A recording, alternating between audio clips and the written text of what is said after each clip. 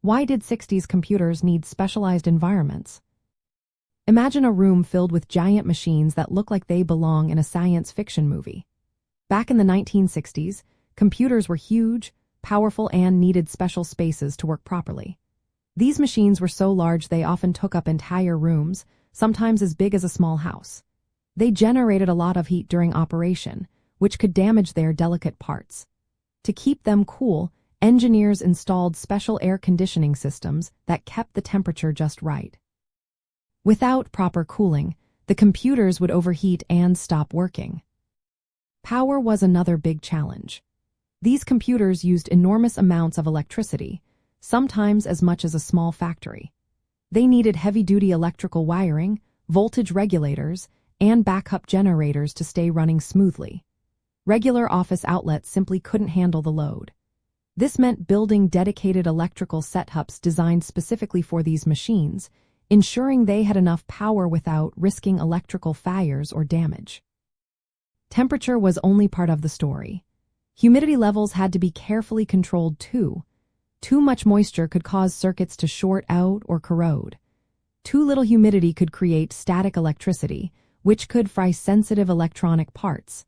Dust and tiny particles in the air could also cause problems by interfering with moving parts like disk drives and tape storage.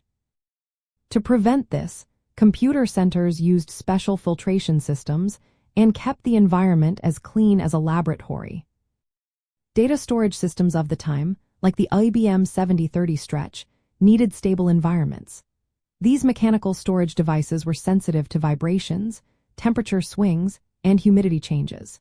If the environment wasn't controlled, their performance would suffer and they could break down faster. Magnetic tape storage systems, which stored data on long strips of magnetized material, also required careful handling and stable conditions to work well over time. The way computers operated in the 60s also meant they couldn't just sit on a desk. Users prepared their work on separate devices like punch card machines, then fed stacks of punch cards into the computer. These cards had to be stored and handled carefully.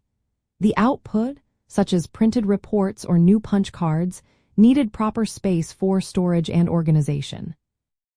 All of this required dedicated rooms designed specifically for batch processing, with organized workflows and secure storage. Operating these machines also meant having trained people around. Technicians, programmers, and operators needed space to work, troubleshoot, and rest. The machines required regular maintenance, which meant technicians needed easy access to the hardware. These environments weren't just about space. They were about creating a safe, controlled setting where these complex systems could run reliably. During the space race and nuclear research of the 1960s, computers like the IBM Stretch became even more important. They had to perform millions of calculations quickly to help scientists design and test nuclear weapons. These tasks required computers to run 4 days or even weeks without interruption. To do that, the environment had to be perfect. Temperature, humidity, and cleanliness all had to be tightly controlled. The facilities for these computers were built with precision, making sure they could operate at their best.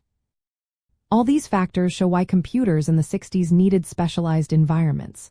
They weren't just machines, they were symbols of progress, housed in rooms that looked like laboratories or control centers.